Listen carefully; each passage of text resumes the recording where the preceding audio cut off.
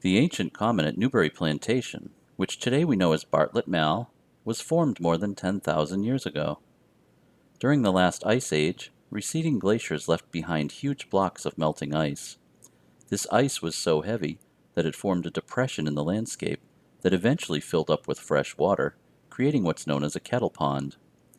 Known since the time of the first settlers as Frog Pond, this ancient glacial remnant is the most prominent feature of today's Mall. One of the earliest depictions of the Mall area is shown in this detail from a 1640 map.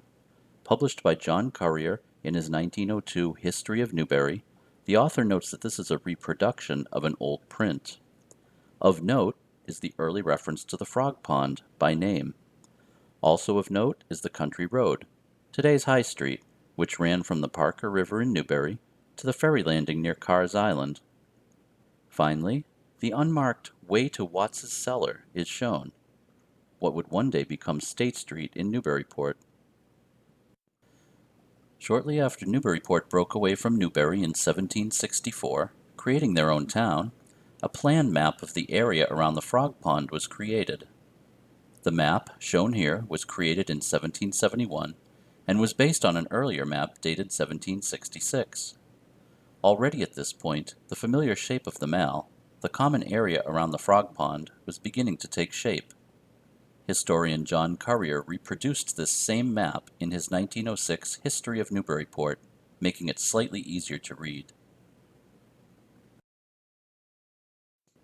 At this point in history, 1771, the common area around the Frog Pond supported several public buildings and industries, which can clearly be seen on this map. Beginning in 1730, the common area on the southwest side of the Frog Pond was designated as a burial ground for the town of Newbury.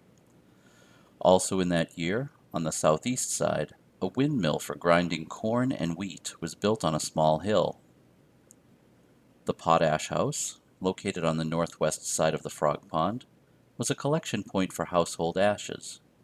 Wood ash was leached and the resulting solution was evaporated in large iron pots, leaving behind a white residue. This residue, or potash, was used to bleach textiles, manufacture glass, and make soap.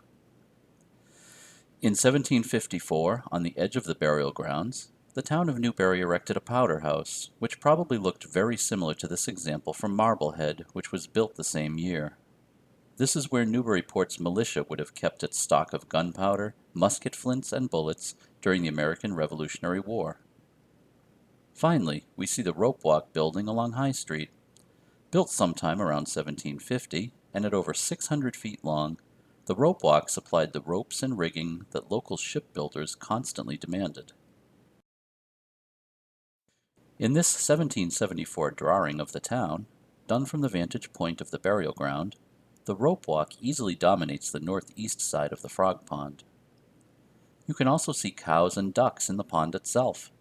This eventually became enough of an issue that, in 1794, the town passed an ordinance to fine owners of ducks and geese 2 shillings if their animals were caught in or around the pond. The next survey map of the Frog Pond was done in 1800 by Joseph Chaplin. At some time over the last 217 years, this map had to be taped together. You can still see the powder house in its location by the burial ground. The windmill, however, was moved in 1774 to a location on the northwest side of the burial ground. With the windmill removed, the small hill it stood on was leveled, and this area became a training ground, or muster field, for the local militia. In 1788, a gun house, or armory building, was erected adjacent to the training field, to house the local artillery company's cannons. This image shows the gun house 100 years later in 1890, after it had been moved to a location near Auburn, Low, and Pond Streets, and was being used by the city for storage. Also shown on this map is an enclosure near the burying ground labeled Pound. This was where the stray cows, pigs, ducks, and geese that found their way to the Frog Pond were kept until the owners could claim them and pay the appropriate fine. At the north corner, in 1785, the town built the hay scales. This was an agricultural scale which would weigh produce, hay, or other farm products.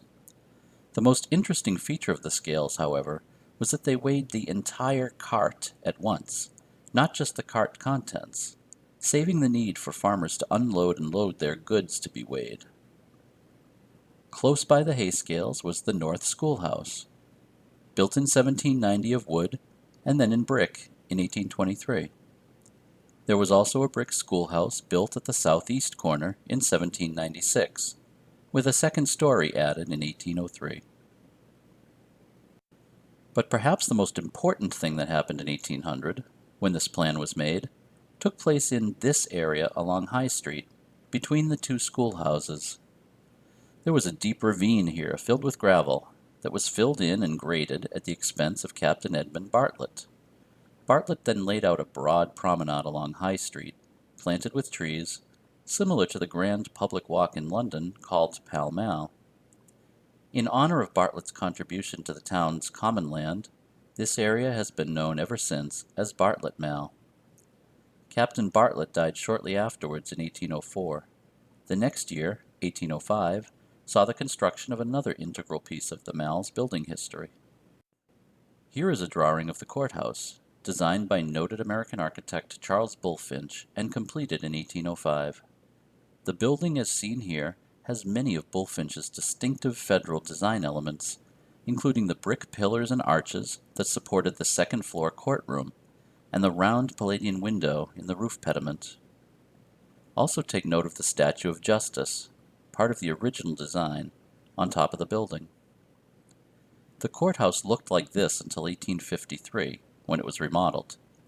Historian John Currier explains, "The old roof was taken down and replaced by a new one with heavy cornices and brackets. The brick arches in front were closed up, the figure of Justice removed, and the entire building covered with mastic. These alterations have obliterated all traces of architectural beauty and converted the courthouse into a plain and substantial edifice, convenient and commodious, perhaps, but otherwise unattractive." This map of Bartlet Mall was created in 1851, in conjunction with Newburyport becoming a city. You can see that the North Schoolhouse and the Southeast Schoolhouse are still at either end of the mall, with the courthouse in between. The old training ground, noted here as the parade ground, still anchors the southeast corner, and the gun house still stands at its end. What is notable on this map, however, are the private homes that still exist along the mall's south side. You can see three houses, the oldest being the Stephen Hooper House, in the middle, that had been there since as early as 1767. You can also see the rail fencing in this photograph that had surrounded the frog pond since about 1840. By the time this map was created around 1883, the two schoolhouses have now disappeared. The North Schoolhouse burned down in 1863, and the Southeast Schoolhouse had been removed just before the map was made. You can now also see Washington Park, the small island where the George Washington statue stands. Gifted to the city in 1879 by Newburyport native Daniel I. Tenney, the statue is shown in this image, with the Southeast Schoolhouse in the background shortly before its removal. This panoramic photograph, taken a few years later, shows the statue with High Street to the right and Pond Street on the left. You can see the flagpole and courthouse behind the statue, and can just make out the Hooper House in the background.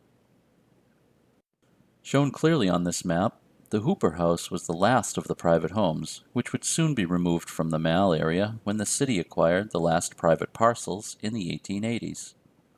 Once this acquisition was completed, the Mall reached its present-day limits, bounded by Pond, Greenleaf, Auburn, and High Streets. Shortly thereafter, in 1887, the Mall Improvement Society was formed for the purpose of regrading and improving the now public grounds around the Frog Pond, according to a plan commissioned from noted Boston landscape architect Charles Eliot. Born in 1859, Charles Eliot was only 28 and had been in business for only a year before the Mall Improvement Society tapped him to create a cohesive plan for Bartlet Mall. Descended from the prominent Eliot family of Boston, Charles's father was president of Harvard University for 40 years, and a cousin of noted poet T.S. Eliot. He was also descended from the Atkins family of Newburyport through his great-grandmother, Catherine. It may be for this reason that he only charged the Mall Improvement Society what was noted as the modest sum of $88 for his plans. Eliot studied agriculture and horticulture at Harvard, but never completed a degree. Instead, in 1883, Eliot had the opportunity to apprentice with Frederick Law Olmsted, the man who invented landscape architecture as a profession. As Olmsted's apprentice, Eliot had the opportunity to work in Boston on the Back Bay Fens, the Arnold Arboretum, and Franklin Park, among other projects. At Olmsted's suggestion, Eliot spent a year in Europe, studying landscapes there before opening his own office in Boston in 1886.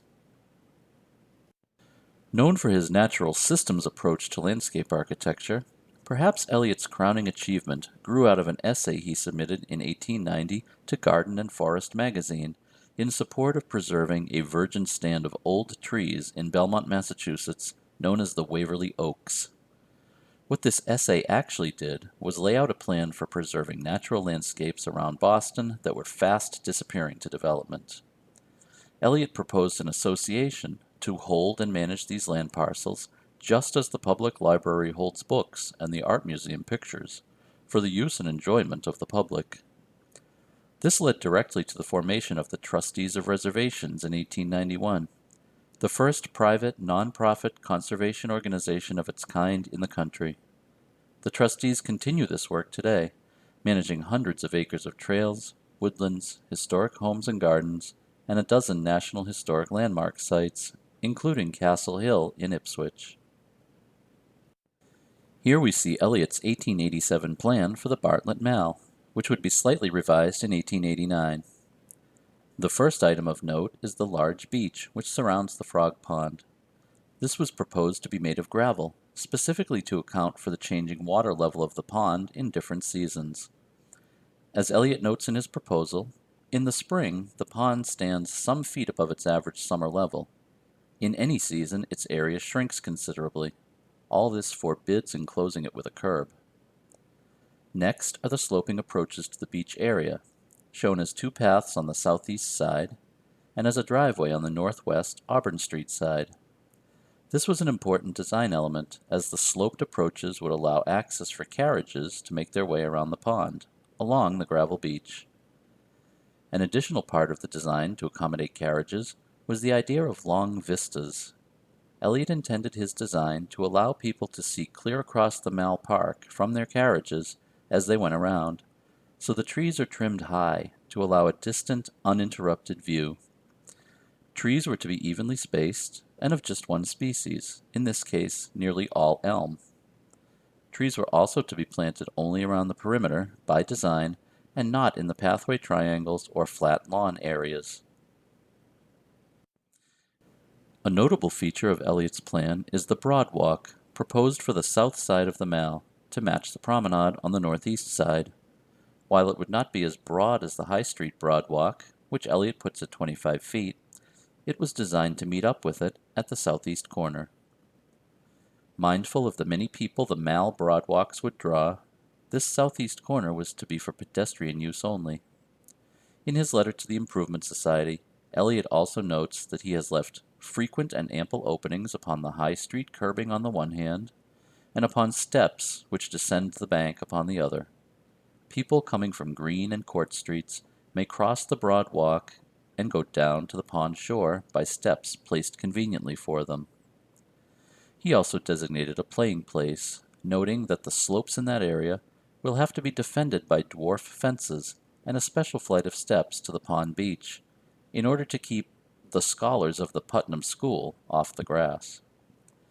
Eliot paid careful attention to the specifications for these steep slopes. An early engineer's plan shows very precise slopes of between 45 and 50 degrees, which were to be mown and protected with low fences to keep people and animals off. Finally, Eliot incorporates the land parcel that the city had recently acquired on Pond Street into his overall plan, giving the following details. Along Greenleaf Street, let a 10 or 12-foot path be carried at a level of the existing terrace, the street and its sidewalk being left to rise and descend again as it does at present. Continuing of this terrace path to Pond Street will involve some gravel excavation at the point near Greenleaf Street where the land recently purchased adjoined the old common. No more than one flight of steps to the pond shore seems necessary on this side. The existing steps are in the right position. From the head of these steps, a path is shown leading in a circuitous way to Pond Street, by way of the brink of the steep bank and close beside two large trees. This is merely a stroller path. Between this path and the Pond Street Broadwalk will be a nearly level grass field, the only such space on the common, and so of value as a pleasant thing to look at. The Mall Improvement Society essentially laid out some of the paths and repaired and planted the embankment lawns before dissolving in 1890 in favor of a City Improvement Society that would be responsible for ongoing maintenance. The final large element of what we recognize as today's Mall configuration is the fountain in the middle of the frog pond. Meant to aerate the water, the fountain was donated by Edward S. Moseley in 1891 in memory of his father, Ebenezer. About Ebenezer, Edward wrote, "Whatever tended in his judgment to improve the welfare of the town and add to its prosperity or beauty, engaged his hearty sympathy. Many of the shade trees which now grace the Mall were set out and watered under his immediate supervision by one of his employ." Since the Eliot Plan was drawn up in 1887, it has been the starting point for most discussions around further improvement of the Mall. Here, for example, is a 1914 plan by Boston landscape architect Arthur Shurtleff that specifically credits Eliot for the original design. You can see the Auburn Street carriage driveway has been replaced by a staircase, as carriages had been replaced by automobiles. Shurtleff also designed a standardized concrete bench seat for the Broad Walk and Southwest Terrace path. In 2005, a park restoration project did much to return Bartlet Mall to its originally conceived condition, where simplicity of design and carefully calculated plantings characterized the open space. The general goals of the project included historic restoration, improvement of accessibility, and increasing passive recreation opportunities. Recently, the Newburyport Parks Conservancy has proposed a new restoration project to continue efforts to revitalize Charles Eliot's vision for the park in phases. Phase 1 restores the manicured lawns and slopes, enhances the water quality, and creates the gravel beach that was integral to Eliot's plan. Phase 2 addresses Eliot's plan for the trees, evenly spaced and of one species, and connects the High Street Promenade to Auburn Street as planned. Finally, the Parks Conservancy plan restores the spectacular Taggart Fountain to the north corner of the Mall. Originally placed, as seen here, in the middle of Auburn Street, at the intersection with High Street, the fountain was donated to the city in 1898 by Anne Taggart, in memory of her husband Cyrus, a Boston real estate magnate who had done business in Newburyport. The 11-foot cast-iron fountain provided drinking water at 3 levels, for horses, as evidenced by the large horse sculpture on top, for dogs, along the bottom, and for the citizens of Newburyport, on the front and back. After the introduction of the automobile, the inevitable collision took place, and, in 1923, the fountain was dismantled. For the entire history of the city, the Mall has functioned as the common area that is both the literal and figurative heart of Newburyport, and with the careful attention and efforts of concerned citizens, it will continue to be so for future generations.